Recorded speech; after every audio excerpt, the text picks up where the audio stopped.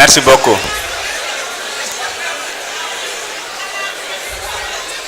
S'il vous plaît. Monsieur le Premier ministre, vous avez la parole pour 20 minutes.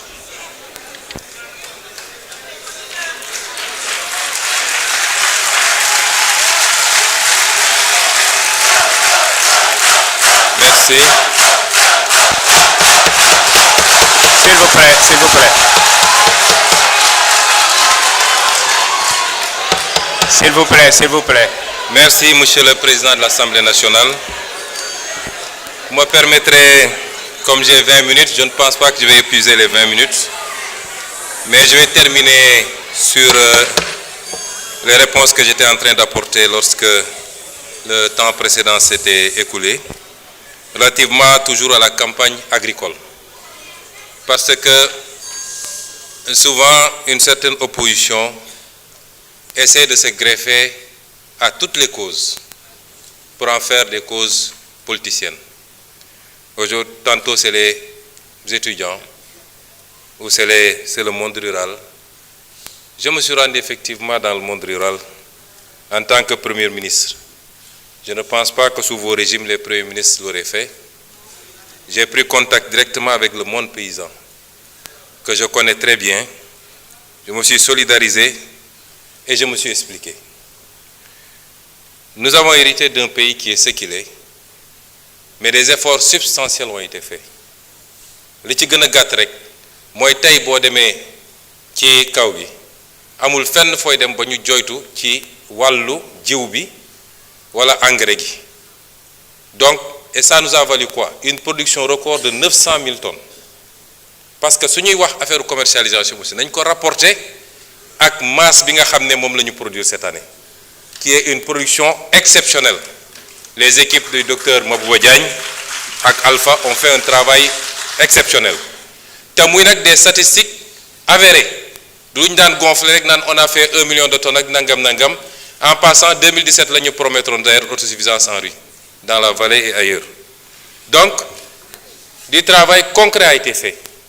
Soo amee nag lu toll noonu ci production l'écoulement mënul jàllee au même rythme que soo produire 400 000 tonnes ou 250 000 tonnes ou 500 000 tonnes. Muy premier élément.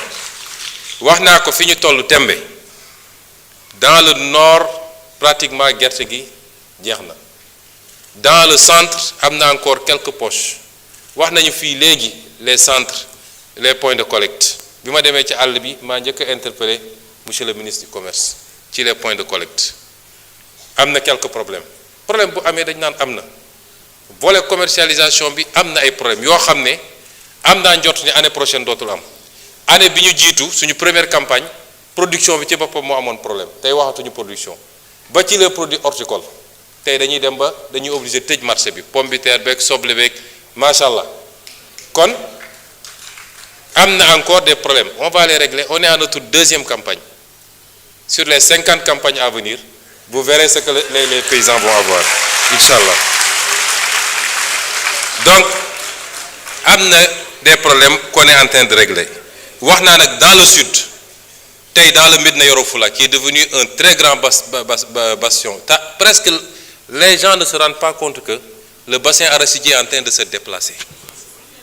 Il est vers la fin du centre, il est vers le sud, mais région de Kolda, Médina Yoro Foulah, etc. Moo tax ma ne la les 2 prochains mois la Sonacos prioritairement. On est confronté à un problème de financement. Def nañu effort avec la BOAD, on a mobilisé 50 milliards supplémentaires. Jox 28 milliards les opérateurs pour fay leen ñu mun leen dem. Jël les 23 milliards ou les 22 milliards restants jox ko Sonacos. Ñu ngi continuer ci rythme boobu pour appuyer. 450 000 tonnes yi fan la jóge. Ba ma demee maa ne comme commercialisation bi yéex na. Les gens avaient pollué en disant qu'on a interdit l'exportation. On n'a jamais interdit l'exportation. On a mis une taxe à l'export de 40 francs sur le kilo. Mu andi woon jeexi jaaxa. Ça aussi on le fait pour protéger un peu et le producteur nga xam ne moo ne ci naaj bi di sonn waaye ñeneen ñooy bénéficier wu ci affaire bi et pour protéger également nos industriels pour ñu mën a am gerte. les gens sont allés dire que dañu télé exportation daaw la ñu bloqué woon exportation bi vers la fin on a libéré ren on n'a jamais interdit l'exportation. Ces mêmes exportateurs sont venus me voir. Ils nous disent vous ouvrez les exportations on achète 300 000 tonnes avec la taxe may leen à condition que ngeen dem jënd ci point de collecte yi pour qu'on soit sûr que vous avez acheté au prix bi ñu arrêté woon ñu d'accord loolu on a enlevé la taxe de 40 francs loolu la ñu ma demandé woon j'enlève la taxe de 40 francs ils ont pris l'engagement d'acheter 300 000 tonnes au jour d'aujourd'hui ils ont acheté 5 000 tonnes 5 000 tonnes la ñu jëndagul. Qu'à cela ne tienne j'ai dit à la Sonacos est-ce que am nga capacité stocker 450 000 tonnes mu ne ma effectivement ma ne ko été stock de tourteaux et cetera de poser problème ñu non am nañu capacité bi. J'ai appelé le ministre des Finances j'ai dit trouver l'argent Sonacos jënd pour que gerte gi jóge ci loxo baykat yi Sonacos moom mun na stocker mu xaar même su dee 100 000 tonnes rek la mun a triturer na triturer loolu quand les gens viendront pour acheter notamment les opérateurs étrangers d'une nationalité que vous connaissez bu ñëwee Sonacos mun na leen jaay parce qu'il faut qu'on replace la Sonacos au cœur de la politique arachidière au Sénégal c'est pourquoi on est en train de renouveler les outils de production dundalaat Sonacos yi ci Sénégal yépp mu créer emploi ñu fexe ba am diwlin bi fii parce que l'une des meilleures huiles de cuisson longue ñëpp xam nañ c'est l'huile d'arachide régler les questions de communication et de marketing sur l'international où les gens sont allés dire que l'aflatoxine baaxul alors que ñun suñuy chercheurs neutraliser nañ l'aflatoxine. C'est ça la politique que nous voulons nous avons une vision xam nañ fi ñu bëgg a jëm yàlla xam na ni bu ngeen ñu fi bàyyoon 74% de taux d'endettement heure bi décollé nañ bu yàgg vision mooy jiitu action ñun xam nañ fi ñu bëgg a jëm donc malgré tout on est en train de renouveler les lignes wax naa la ni fii Ziguinchor dinañu renouveler ligne bi toutes les machines ont été commandées et ça va passer de 200 000 tonnes jour à 500 000 tonnes jour à triturer Kaolack dinañ ko renouveler ça va passer de 400 000 tonnes de 400 tonnes du moins à 1000 tonnes Ziguinchor ça passe de 200 tonnes à 500 tonnes la ñuy jëlee foofu ci machine parce que Diourbel actuellement décortiquage rek lay def on retape Diourbel mu démarrer moom it avec une production attendue de 250 tonnes jour et on va continuer cette logique nee naa la en moins d'1 an Louga Ziguinchor Kaolack yow yëpp arrêté woon na bu yàgg 2 ans ngeen tëj ko en moins d'1 an démarré nañ ko tey mi ngi trituré nga jël dinañu tabax aussi on va construire un centre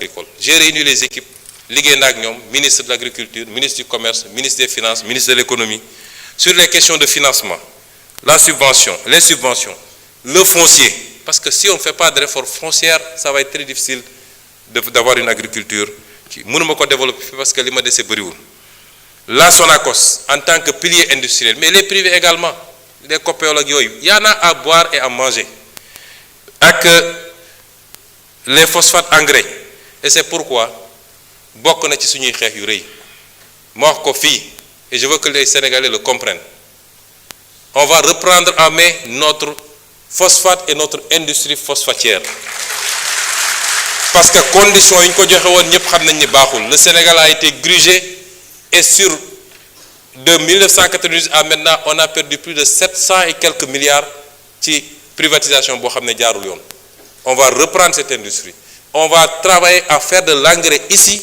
au lieu d'exporter tout l'acide phosphorique de l'engrais sur mesure liggéey ko pour notre production nationale mais aller à la conquête du marché sous-régional c'est ce qu'on va faire aujourd'hui avec le phosphate c'est différent de ce qui a été fait jusqu'à présent 2 ou 3 régimes 2 régimes particulièrement romb nañu jël phosphate bi jox ko ci conditions yi kenn xamul gars yi di jël acide phosphorique bi di yóbbu suñuy béykat amuñu engrais nous consommons 15 tonnes d'engrais à l'hectare là où la moyenne mondiale est à 140 tonnes à l'hectare comment voulez-vous qu'on ait les rendements qu'il faut te engrais baa ngi fii ñun am nañu engrais tey yàlla may ñu gaz bi ma demee visiter OCP ils m'ont dit yéen da ngeen am lu ñu amul ñun phosphate rek la ñu am yéen am ngeen phosphate am gaz ba ci batterie électrique yi nga xam ne ñetti composante ñoo koy def yéen am ngeen ñaari am ngeen phosphate am ngeen gaz on a une vision xam nañ fi ñu bëgg a jëm et ça patriotisme souveraineté moo koy lam nee naa la bu ngeen ñu fi bàyyi waloon 80% sax baax na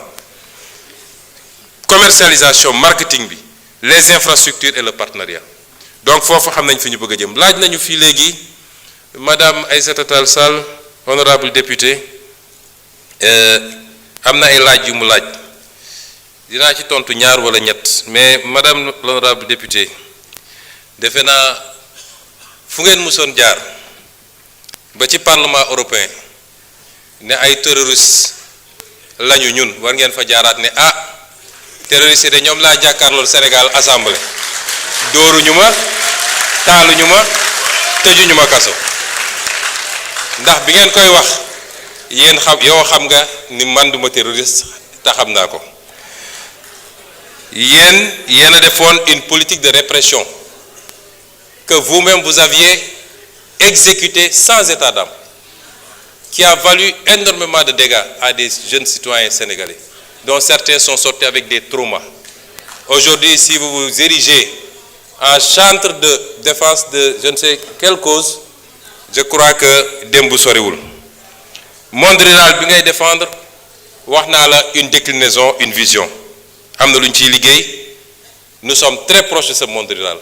Je vous ai dit on est à notre deuxième campagne nañ dem troisième quatrième campagne vous verrez ce qu'on va faire avec ce monde rural là sans compter le volet élevage bi nga xam ne la ñu àndeegum rek pour renforcer le cheptel et le bonifier ñoom ñëpp gis nañ ko ci diir bu gàtt kon liggéey bi ñu ngi ci il faut pas essayer de récupérer des causes yoo xam ne si les gens sont dans cet état responsabilité bi yéen la dañuy wax mbirum lan moo changé ci diggante bi ba tey mbirum ñaari tur yi la fa doon am amu fi fii yàgg dañ fay jàpp nit mais bu ñu defee pression politique ngeen bàyyilu leen tey pression mënul am nun kenn duñu woo di ñu wax lu jëm ci loolu du fii du niveau international qu'est-ce qui a changé alors vous avez parlé du dialogue ñun musuñu am rupture de dialogue avec qui que ce soit surtout pas avec les étudiants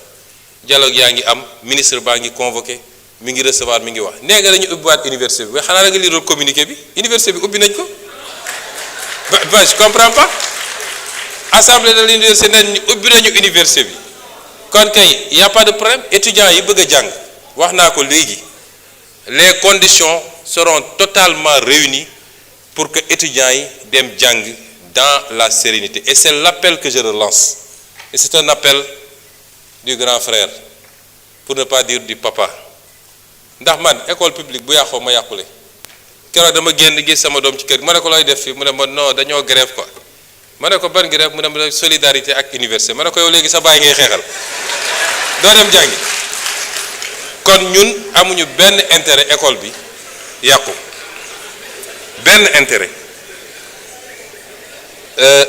le débat sur les rappels ou pas le problème de l'université est un problème structurel il faut ñu d'accord ni université il faut ñu réformer ko il faut ñu stabiliser ko yàgg naa am 94 vous étiez avec le régime socialiste xam nga fi mbir ni jaar ba ñu stabiliser cursus bi après première alternance mbir mu yàquwaat di yàqu ba egsi fii buñ ko bàyyee nii université ci boppam moo dul amati Sénégal il faut qu'on fasse les réformes qu'il faut sans brutalité dans le dialogue et les échanges li am ñépp am nañ ci responsabilité yéen a fi tëj université bi 1 an loolu dafa impacté ba léegi 1 an yéen a ko tëj université bi ñu war a def ay rattrapage mbir mi Covid bi njëkk na fi ñëw andi problème ba ci les enseignants loolu yëpp dinañ ci waxtaan parce que bu waxtaanee yéen étudiants yi dañ la naan ñun dañuy jàng waaye du ñu am encadreur dañuy daw ci gannaaw pour am un encadreur suñu bëggee terminer suñu master bi et pourtant il y a des étudiants qui trouvent le temps d'aller encadrer ailleurs ñëpp dañuy toog ñu waxtaan ñu teg réew mi ci yoon réew dañ koy teg ci yoon ñu xam ni nii lay doxee te nguur goo xam ne lu yëngatu nga daw doo mus a defar réew doo teg réew mi ci yoon bi waaye nguur googu il faut moom ci boppam mu njëkk a góorgóorlu. Pour les bourses de sécurité familiale, je crois que sur le budget 2026 35 milliards ont été inscrits. D'ici la NFR, d'autres crédits vont être inscrits du moins. Nous sommes sur la route de ramener la bourse. L'audit dira ce que vous aviez fait de la bourse, en tout cas le régime passé, c'était devenu une succursale politique pour caser des trucs. Pour conclure, Monsieur le Président, je voudrais lancer un appel au peuple sénégalais. Nous sommes dans un monde à la croisée de chamboulements majeurs. yàgg naa leen wax li borom xam-xam ci science politique di wax le piège de Thucydide mooy àdduna day dox étape bu nekk am ay changement tey am na ay bloc yuy constitué wu am puissance bu mag ba fi newoon te àdduna tey dooleem wàññeeku beneen puissance di jóg ànd ak blocam loolu foo ko mus a gis dafa ànd ak ay heure dafa ànd ak ay chamboulement ci wàllu économie ci wàllu sécurité ak ci yeneen wàll nun Afrique lan lañ ci war a jëlee réflexion stratégique bi foofu la war a nekk les débats inutiles yi ñuy téye fii suba ba ngoon jot am diw andil masamba nekkul nit ñi newuñu ci foofu àdduna dépassé na foofu et c'est ce message que je veux lancer aux Sénégalais et aux Africains. L'Afrique n'a pas besoin qu'on l'asphyxie par la dette injuste et odieuse. Elle a besoin de croissance pour tirer le monde parce que le seul îlot de croissance dans ce monde-là, c'est l'Afrique. Amul fenen. C'est l'Afrique où tout est à construire.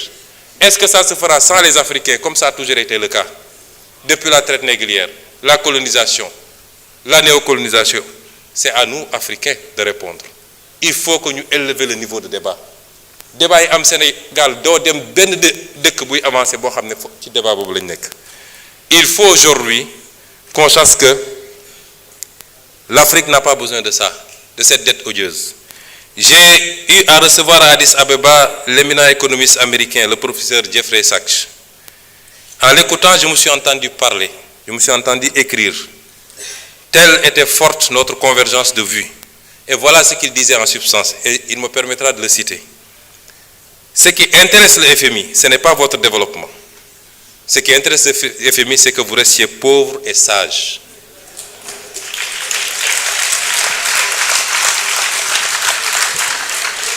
Le Sénégal et l'Afrique en général n'ont pas besoin d'annulation de la dette.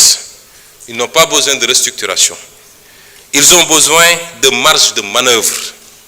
Les créanciers doivent vous accorder un répit de 20 à 30 ans pendant lesquels vous ne vous préoccuperez pas du service de la dette. Vous n'avez pas besoin d'austérité, mais de croissance. Je crois que les 30 prochaines années seront pour l'Afrique une période de croissance économique extrêmement dynamique. La Chine a décollé en 1980, l'Inde en 2000, et c'est au tour de l'Afrique de prendre son envol. Il vous faut viser une croissance annuelle endogène d'au moins 10%, avec un effort particulier dans les domaines de l'infrastructure et de l'éducation. Un groupe de leaders africains partageant la même volonté politique peuvent lancer le mouvement vers la croissance, et les autres suivront.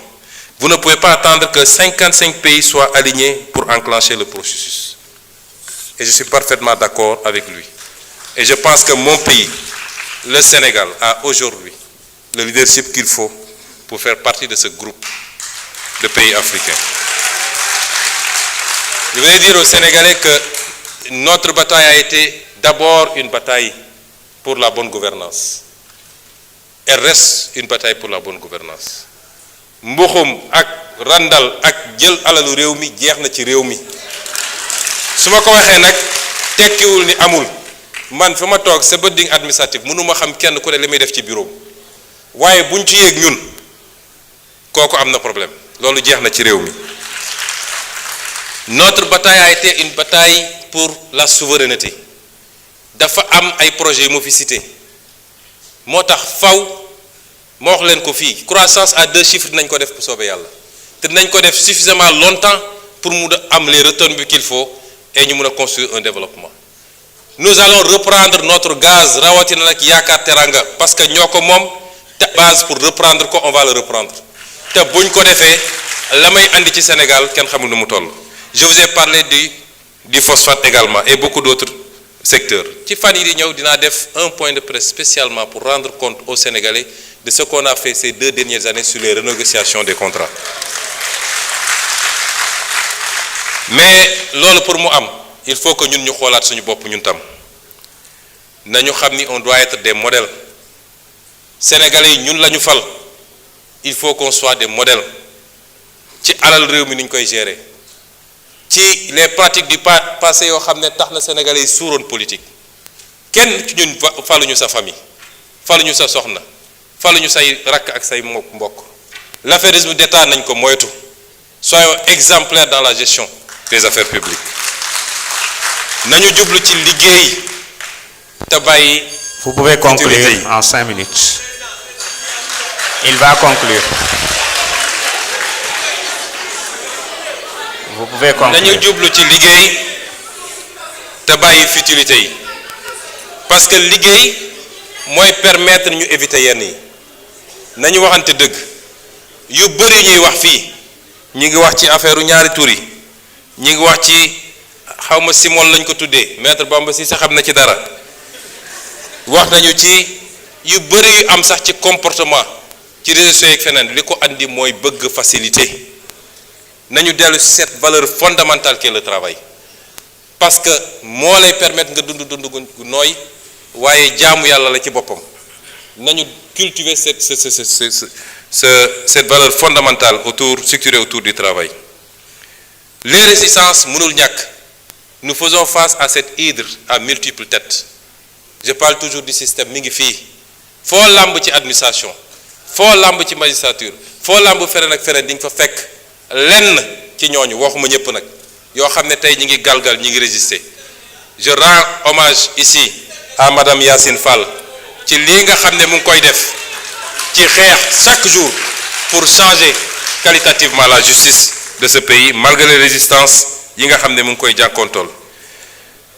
Ces résistances ne nous posent pas problème.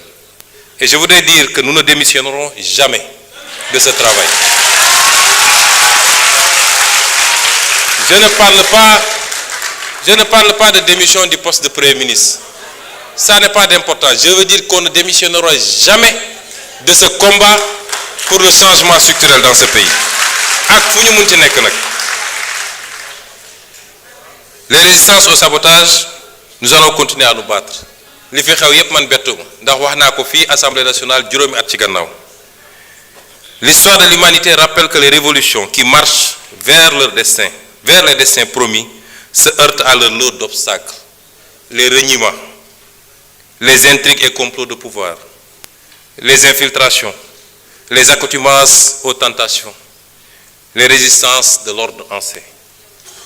Et ce que nous vivons tous les jours. Mais je veux vous réitérer un engagement. Cet engagement, c'est que cette fois-ci sera la bonne. Cette fois-ci sera le bon départ pour le Sénégal. Avec votre concours à tous, le réveil et l'alignement aux exigences nouvelles de toutes les forces combattantes qui nous ont fait triompher. Chers compatriotes, je n'ai jamais aimé les flagorneries et autres cultes de personnes. J'ai toujours ignoré les expressions telles que Sonko est le gardien de la révolution. Mais après 2 ans de combat acharné dans ce capharnaüm du système, j'accepte avec humilité.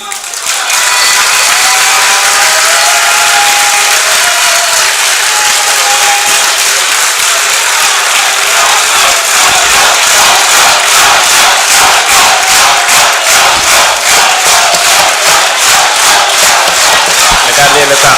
Vous êtes en train de lui grignoter des minutes. Hein?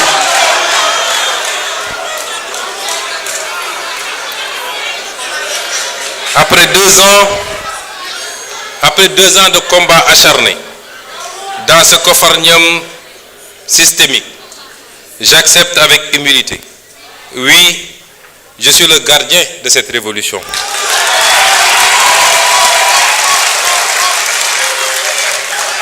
Je le suis dans la limite des moyens et pouvoirs qui sont les miens.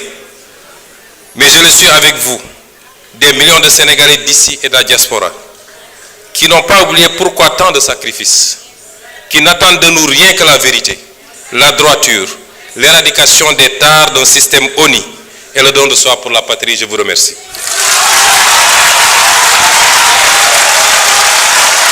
Merci beaucoup. Merci.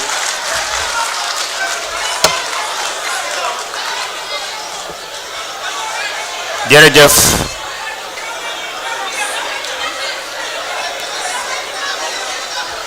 mbokk yi